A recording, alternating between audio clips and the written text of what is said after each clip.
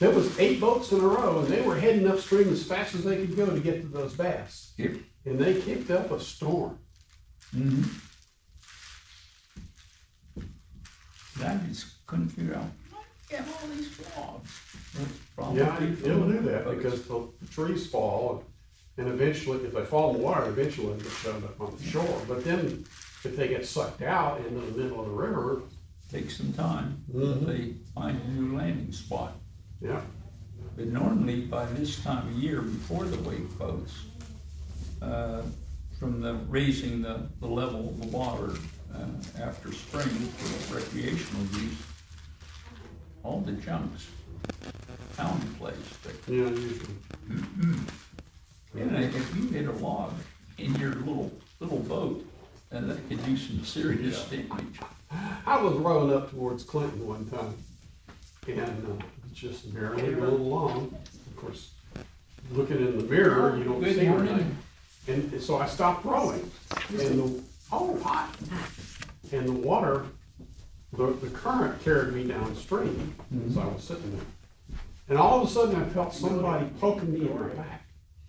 It was a limb that had come up from a floating log, and it was sticking out, and I went, whoa! You know, here I am in the middle of the river, and somebody touches me. Wow! Loch Ness monsters appeared. Yeah. Well, there are a few of those. I was telling Gary about 2 weeks ago, I got a cabin up on North for a family to spend a week, and just all kinds of debris.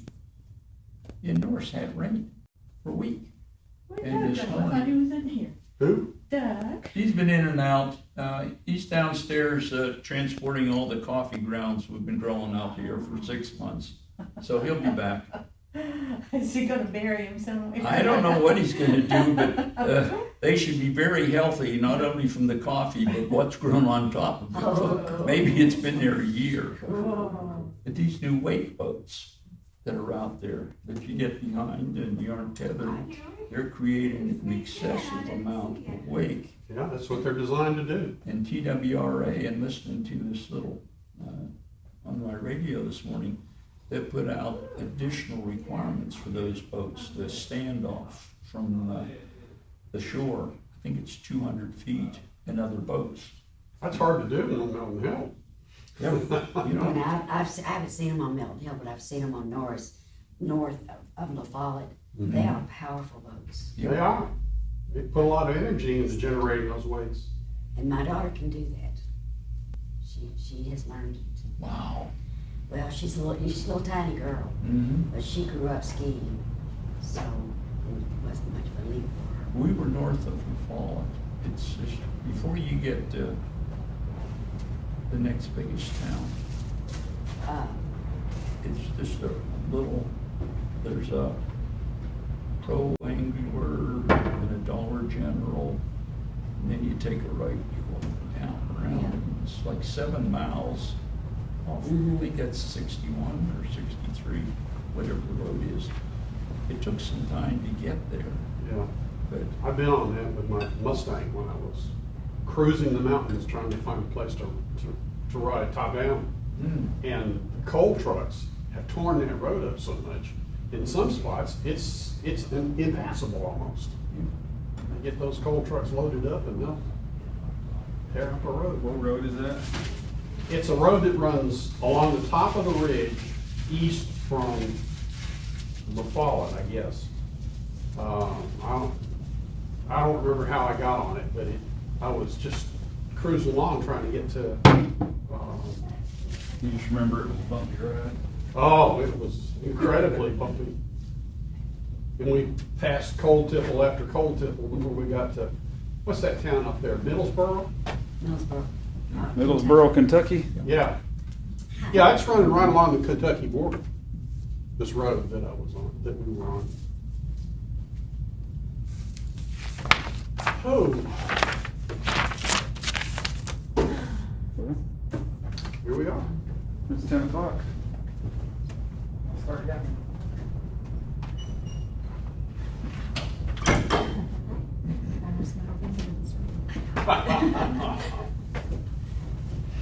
Only when the time changes do you do that.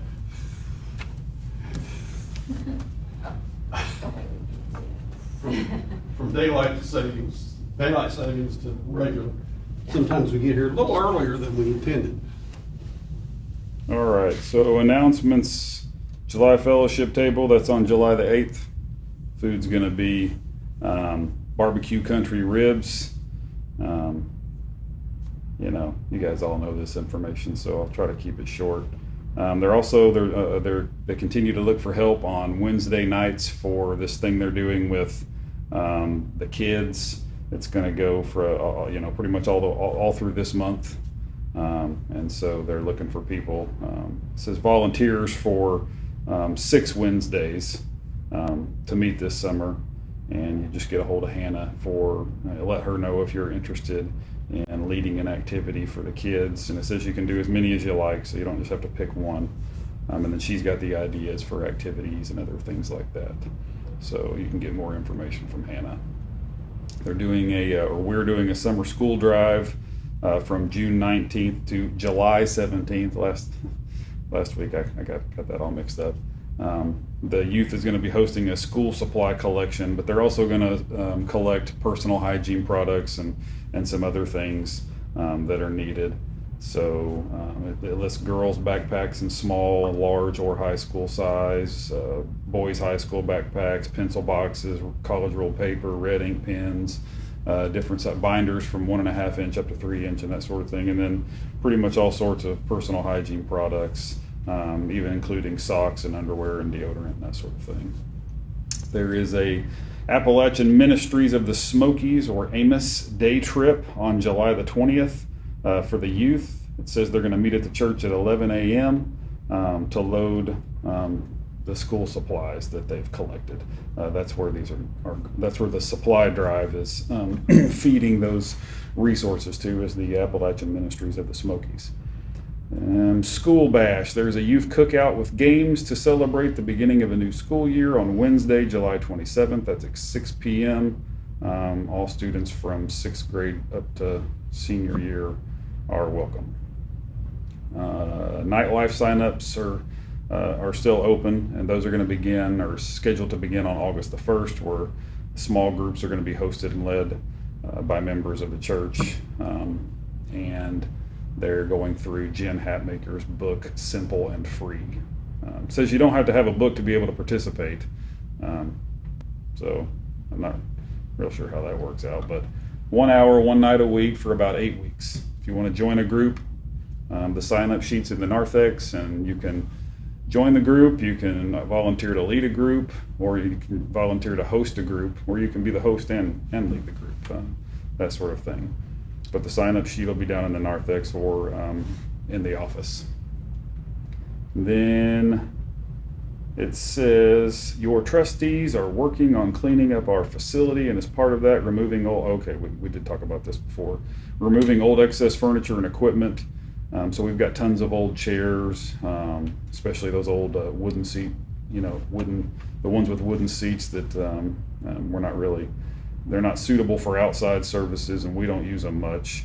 There's old folding classroom tables, and there's even some exercise equipment in the building. And so anyone who has donated any of that stuff, no matter what it might be, you're free to, please come reclaim it if you want. Otherwise, it'll be given away to the general public, maybe have a rummage sale or something. So there is going to be a complete list of these items available soon. So that's it for the announcements on the bulletin. I do have one announcement for us. It's really for all of our Sunday school classes, and in particular, it impacts us the most. So First Christian Church is taking over. The third floor is going to become First Christian Church's space. And we're going to be in here for the next 2 Sundays, but then on Sunday, July the 24th, on Sunday, July 24th, we will meet on the first floor, or the ground floor, whatever you want to call it, over in this far corner. It used to be Mary Jane's classroom in the past. That's going to be our classroom starting on July 24th. In between now and then, Doug and some others who have time to be here during the week are going to be working on moving things that need to be moved. from this floor down to the ground floor, so that ideally, Actually, I think that is the first floor. The ground floor is the, well, see, I think of the ground floor as the bottom floor. It is. But the first floor is the one. whoever, you know, depending on who you talk to, they might call the first floor the ground floor, or they might call it the first floor. So, Having been here for yeah. years, Well, that's the first floor. Well, okay. I do not If you look argue. at the elevator, punch one, you'll get all the Yeah, floor. that's true. So ground floor is like fellowship hall floor. Right. In any case, we'll be on the first floor, July 24th, and they hope to have everything moved off of this floor so that we do not have to come back up here at all, since this space will be, First Christian Church at that point.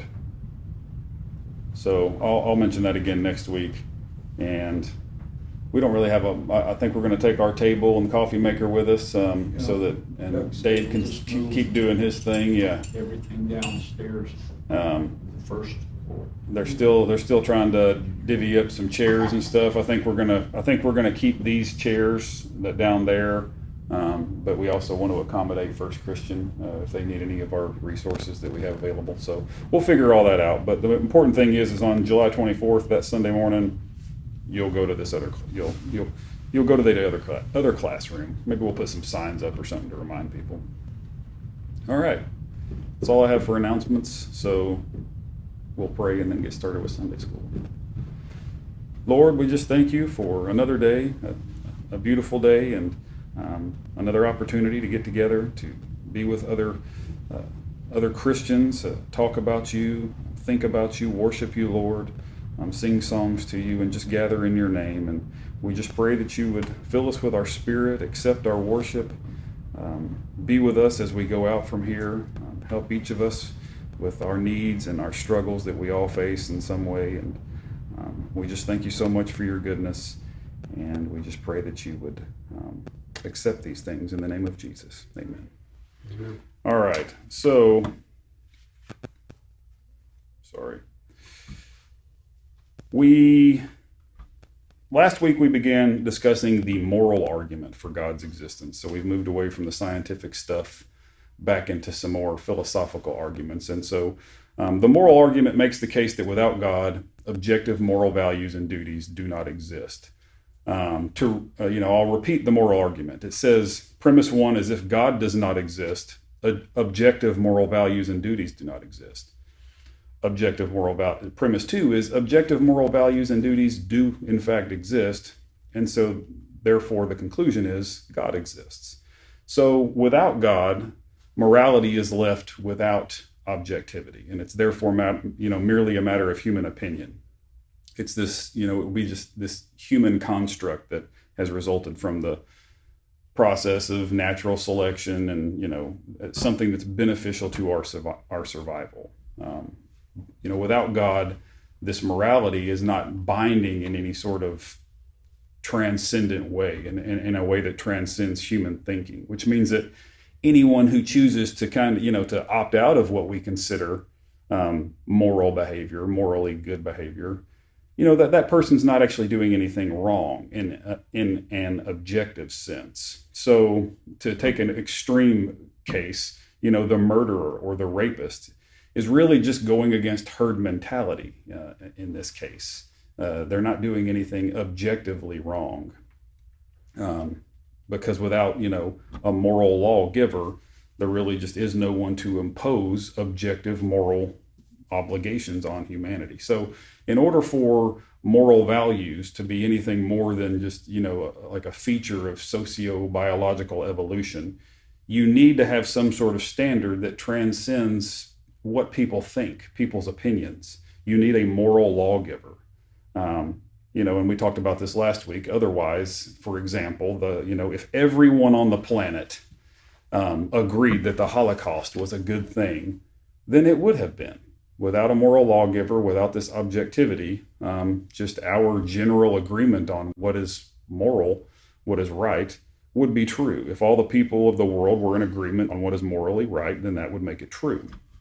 So without a moral lawgiver, there could be, there just is no objective standard for morality, because there's just nothing beyond human opinion to determine whether, something is good or bad or right or wrong. Another thing we covered last week, and that I'll say again here, or I'll say again now, is that we're not asking if we have to believe in God in order to live a moral life. The answer to that is clearly no. You do not have to believe in God in order to have morals, in order to recognize objective moral values. I'd wager that pretty much all of us probably know, maybe even have a family member or a loved one who is an unbeliever, and yet, they live moral, upright lives, and they recognize the objectivity of these things. So belief in God is not necessary for recognizing objective moral values or moral obligations. And in the Bible even, I know we're doing natural theology and we're not appealing to special revelation, but just for the sake of it, the Bible recognizes this to be true as well. Paul describes how God's law is written on the hearts of everyone.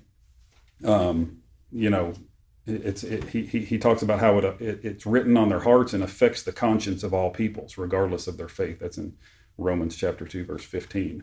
So even folks who have no special revelation from God, have this instinctual grasp of the moral law and its requirements. So again, there's just no need to believe in God in order to recognize your moral duties.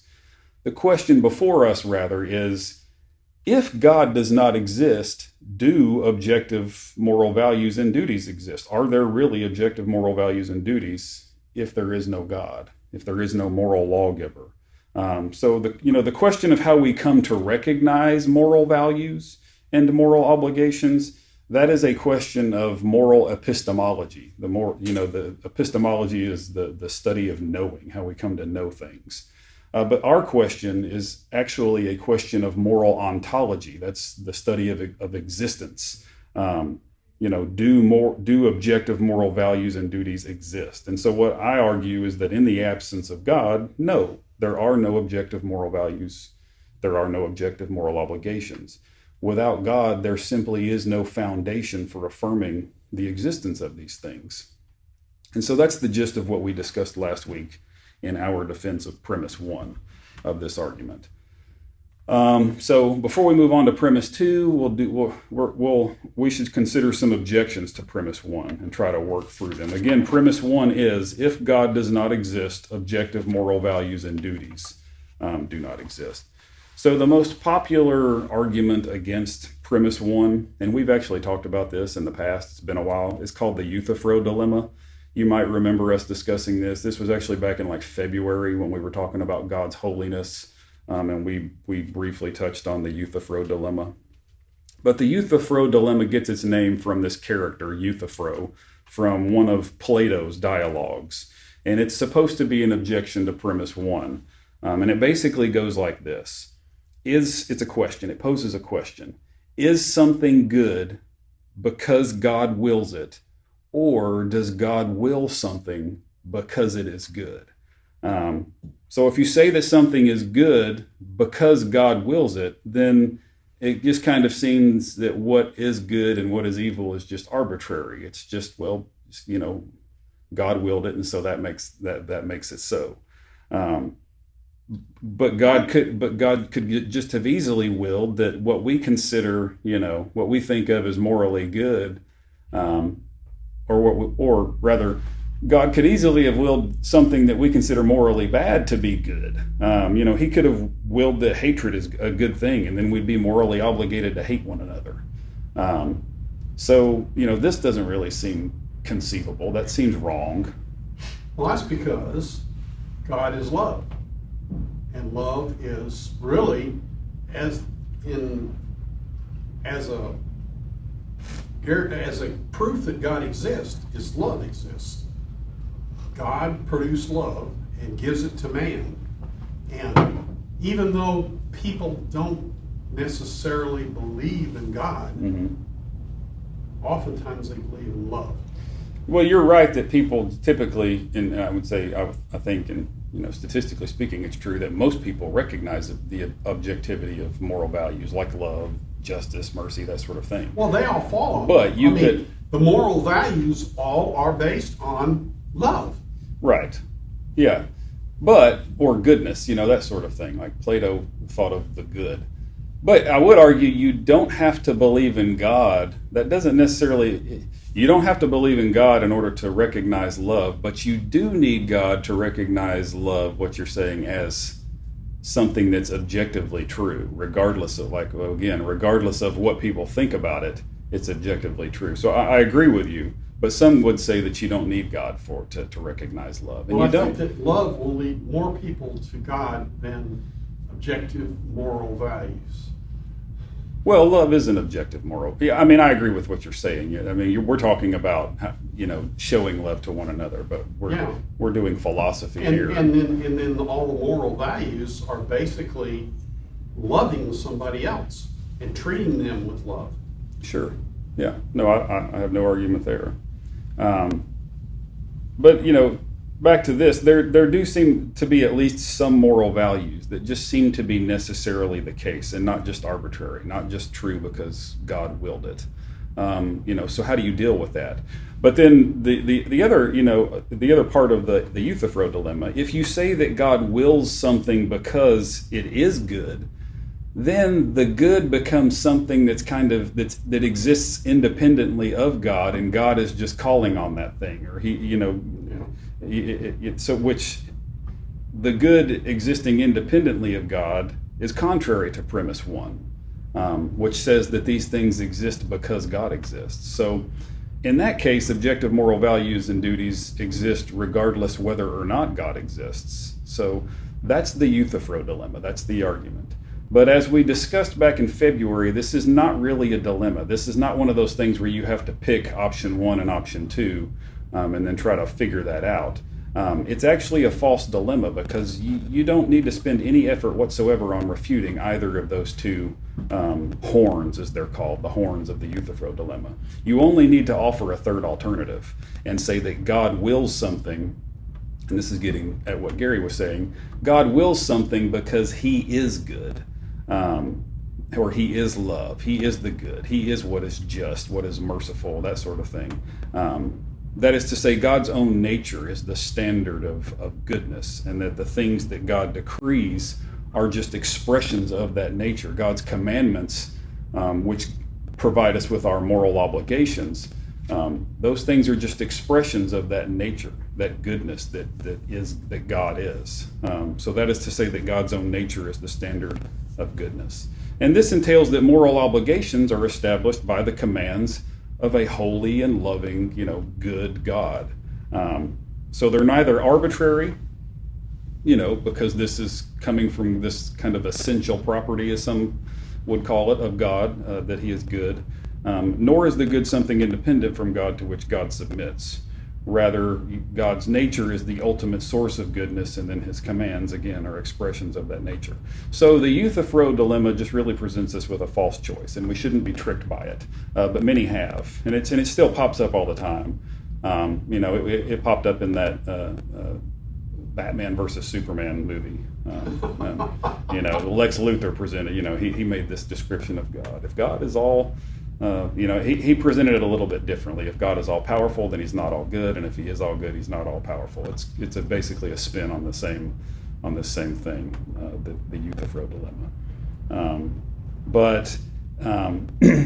We can simply respond that there is a third alternative, and that goodness is an essential property of God's nature, and so as a result, objective moral values are rooted in God's nature, and our objective moral duties or obligations are rooted in God's commands, which are expressions of his nature. Is there any questions about the Euthyphro dilemma? How do you spell it? We're going to EUTHYPHRO. I never would have guessed.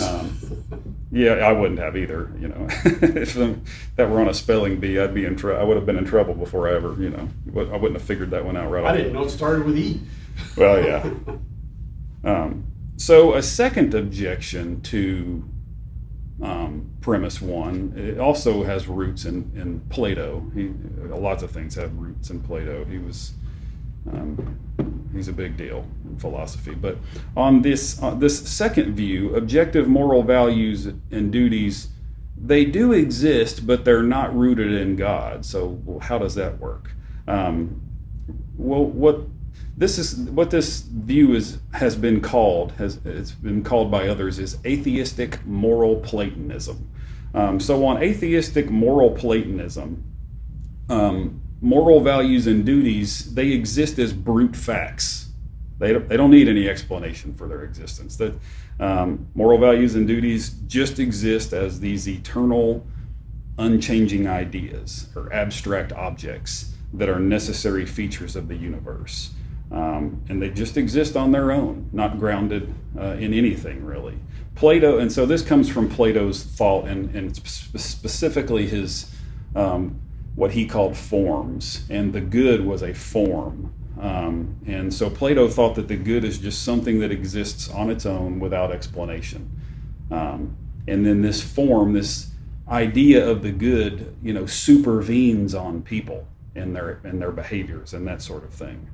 Later, Christian thinkers, they took inspiration from Plato's thoughts, but they took that form, the good, and they rooted it in God. So they took, they admired or saw the merit in how Plato placed the good as this objective thing from which moral values and that sort of thing can actually be rooted, but they placed it in God. It's interesting that Plato was a Greek at a time when the Greeks were worshiping many gods, and yet he is philosophizing there is a good above all of them, and some of the gods that the Greeks believed in weren't all that good. Right. They fought against one another, they split wars, they destroyed people. Yep.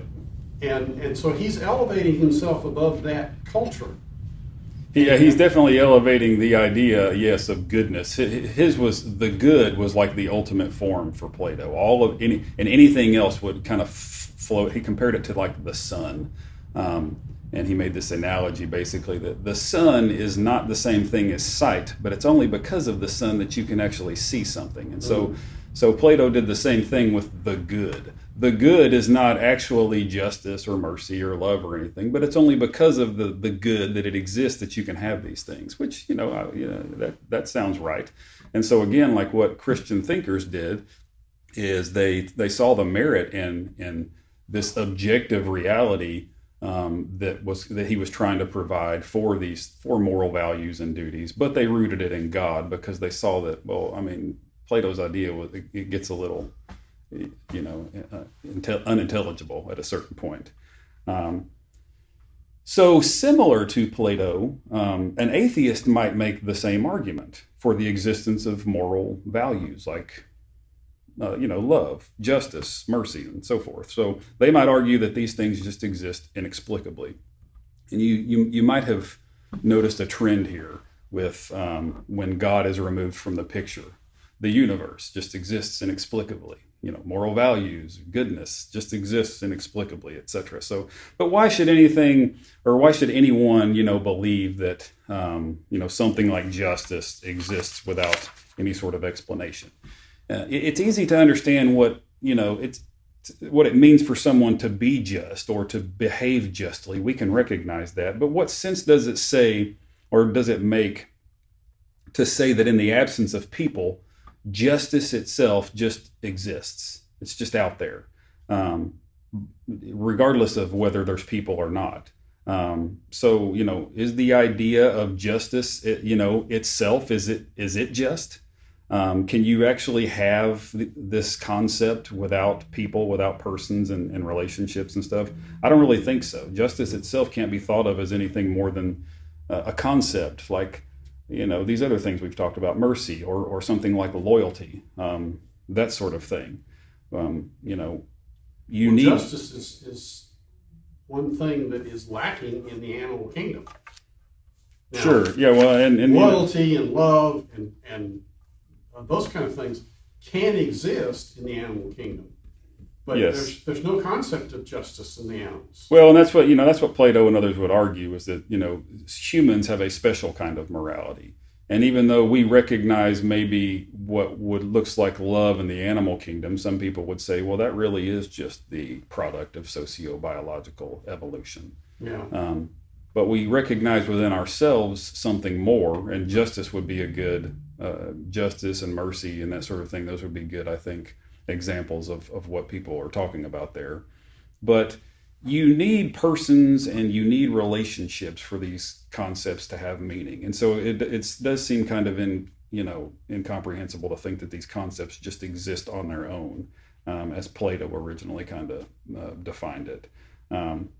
Additionally, this view really, even though it might try to say, well, this is where you get moral values, it makes no sense of, or it gives you no real basis for moral duties, for moral obligations. So even if you want to argue that moral values just exist without explanation and without persons, how does that account for moral obligations? How does that give us moral duties? How does this kind of inexplicable existence of an abstract an idea like justice, how does that result in a moral obligation for you and I to behave justly towards one another, towards others? And what's more kind of muddies the water here is that on this view of morality, moral vices also exist. So just like you have these moral values, you also have moral vices like hatred and selfishness and that sort of thing. Greed. So why are we morally obligated to align ourselves with one set of ideas rather than the other one, on this Platonic view of these sorts of things? What obligates us to one side or the other?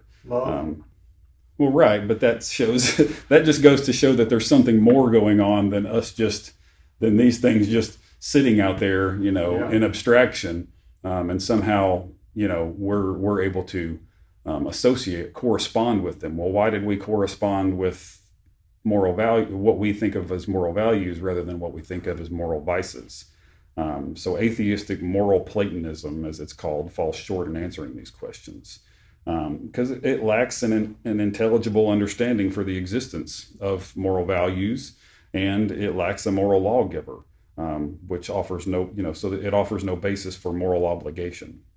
So even if there existed this realm of moral values, where they just existed out there in abstraction, and it just seems really, really incredible that then in the natural realm, creatures like us have, through biological evolution or whatever, that we have, this process has produced creatures who would correspond with the moral realm. And not only that we would correspond in such a way as that we align ourselves with one set of morals rather than moral values, rather than what we think of as moral vices. So,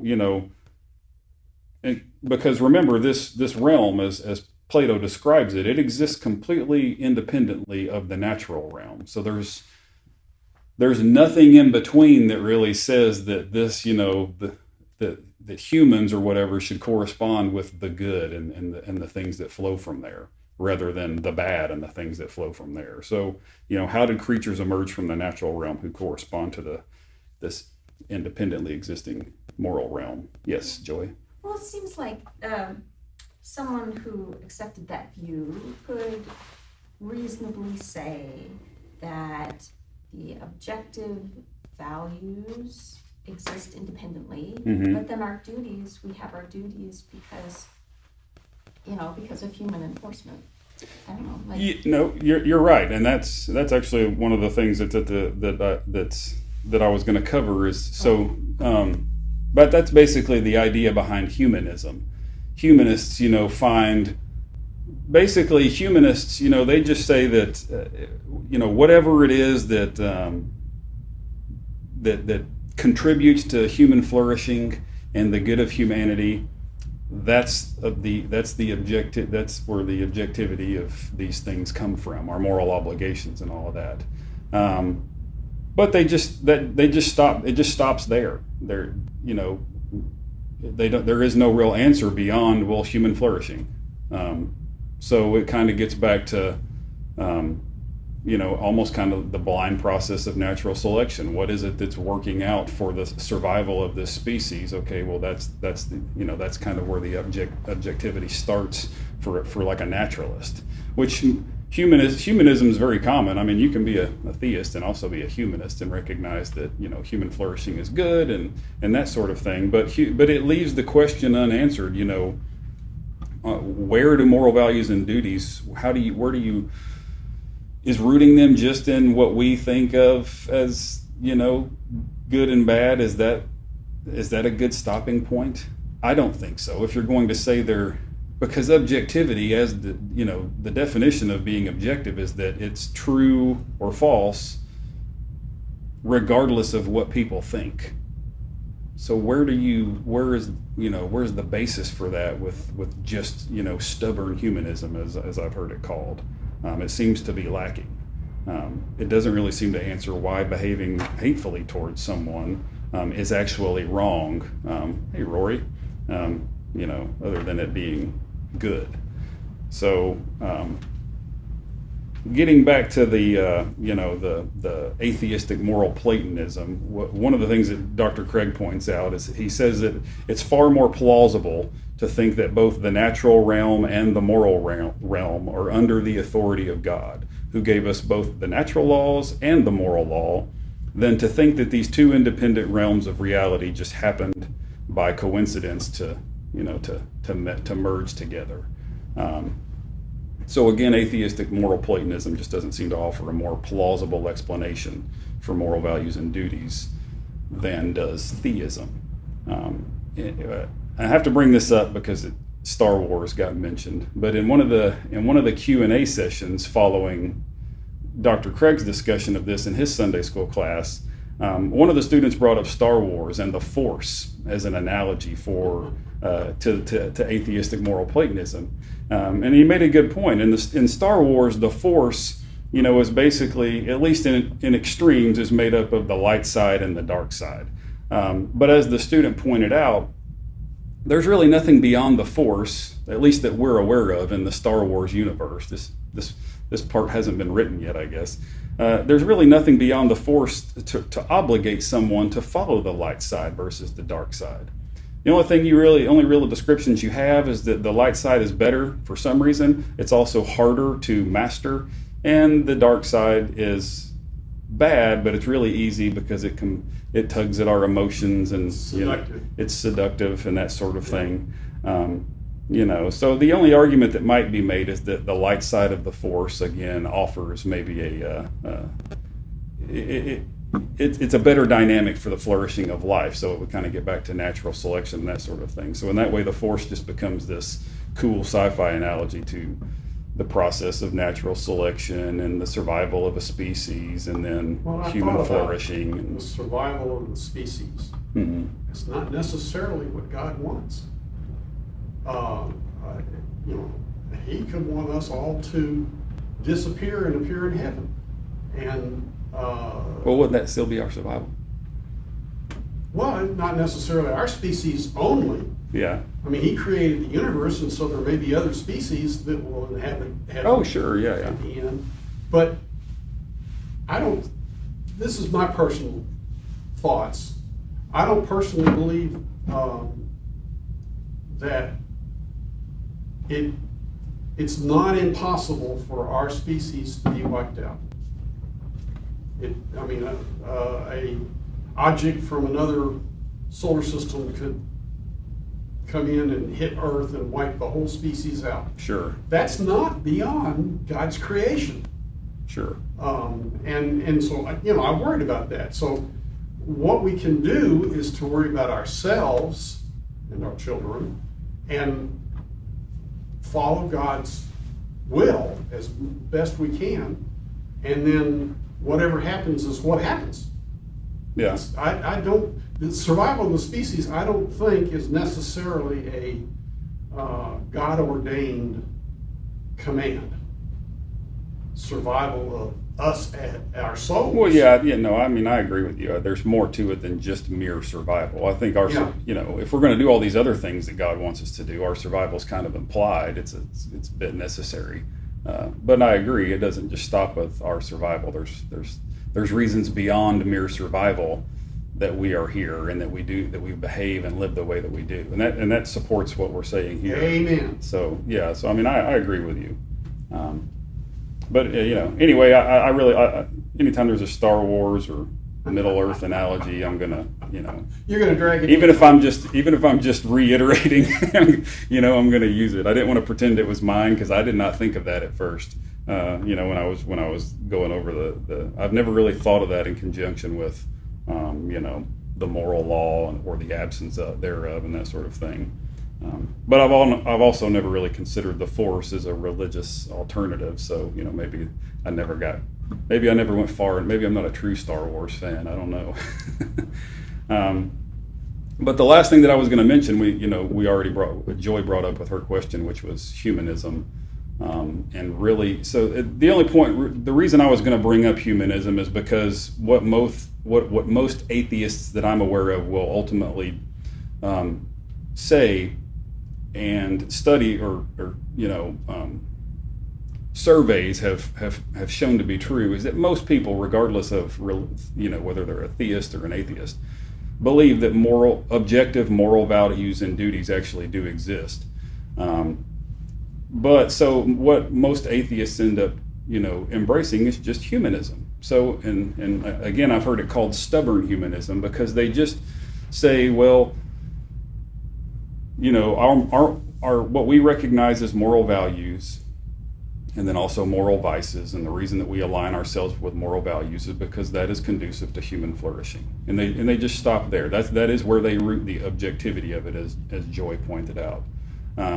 But I would just argue that doesn't really meet the requirements of what it means to be objective.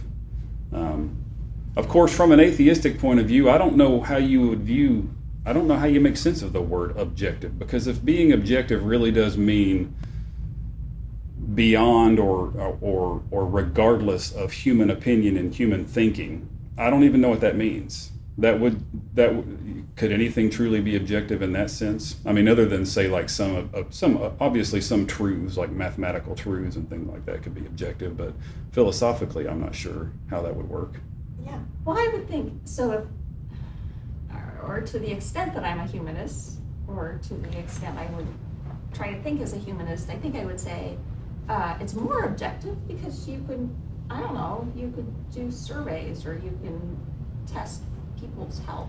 Mm-hmm. Like, does pollution hurt people's health? Well, if so, then pollution is immoral. Yeah. Right? Yeah.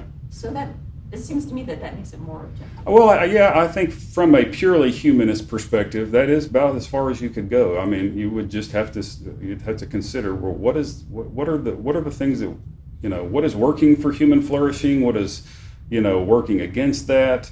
And that would kind of determine your, but it just seems to me that there needs to be more than just human flourishing and what's conducive to that in order to say that something is objectively wrong. What if in some crazy scenario you found out that it was good for human flourishing on the whole? The majority of human flourishing would be benefited by something like the Holocaust. I mean, I know it sounds ridiculous, but what if? Would then it be okay to oppress or even eradicate a group of people who, plausibly were going to have this really negative impact on the whole of humanity? So I really think you need to have something more. And that's what most, and even Plato kind of recognized that and tried to root the good in this, abstract object type deal. And then Christians, impossible. or theists rooted it in God. Basically, our finite brains have a problem. Take, for example, Joy's suggestion, pollution is bad. Mm-hmm. Well, how do we get pollution? We get pollution from cars and power plants and stuff like that. Mm-hmm. But there is a benefit to each one of those to the survival of the human race. Mm-hmm. Our medical research, our ability to do things to help people medically and sociologically, all of those have both the good side and the bad side, the dark side and the bright side.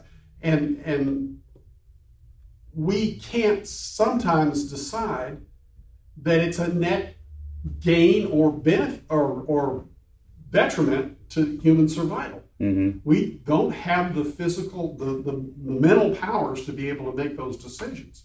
Now, in some cases, like, I mean, I have personal feelings about pollution. That's why I drive an electric vehicle, which produces less pollution because it comes out of power plants that filter their pollution more than cars can, or nuclear power plants, or solar, or, you know, there are various sources for energy that don't necessarily pollute as much as coal and gasoline. But sometimes you cannot make a judgment that it's all bad or it's all good. Right. Sometimes they're like World War II.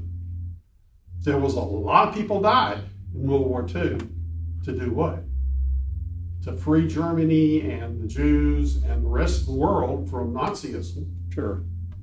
And so there was a good side and a bad side. And Well, you could take the extreme and just say the humanist view that World War II was to accomplish, and just the purely, again, like most of us probably are human. You can be a humanist and a theist, but if you just stubborn humanism or atheistic humanism, what if a World War II could be shown to be good, have been good, benefited the majority of human flourishing, and so in that case, would it have been a good thing? I don't think so. I don't think World War II was good. I think war is horrible and that it should be avoided at all costs. And I think that it's a symptom of our but sometimes us not it's being necessary. perfect. Yeah. I think for me, the and I would consider myself more humanist than not. The hard pill I have to take in considering it is human flourishing is actually a very self-centered metric. Yeah. Because I'm the human. Yes. There's a great book, I think it's actually on your bookshelf that I loaned you, about the whole idea of challenging the idea that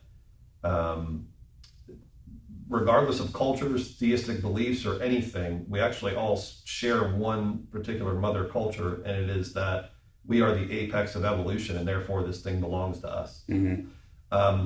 And the whole book is about trying to get you to see that and see the problem with it, which is if we tell the story that we are the apex of either creation or evolution or whatever, that we are the thing and now we're the best, then everything becomes about, well, how does it benefit us? And then, that's where we get into problems of, well, I mean, do we really need that species? Right.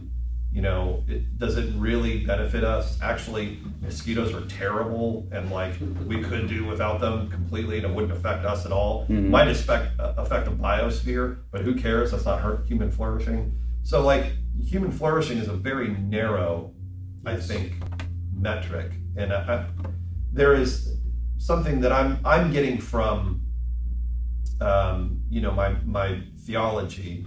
I don't think it's impossible to get there without it. But it's just a larger thing, and it's what I'm seeing is when Jesus talks about the kingdom of God, it's this order or this community of the entire creation that is now working in harmony, and not just to the benefit of me or my people or however I define it. Yeah. I like that. I should read the books that Rory loans me. The Sunday school class is more like a college bull session, but it can get deep. Yeah. Really deep. Yeah, no, I like that. I hope that you guys do too. I hope you benefit from it in some way, some little way. But we're going to talk more about the moral argument. Go ahead, Joy. Oh, which I can't see what time it is. It's 10:44, but that's okay. I guess something worrisome to me about this argument is it seems to lead me to expect that someone who isn't Christian, like I have, there's no reason for them to be moral. Well, no, because and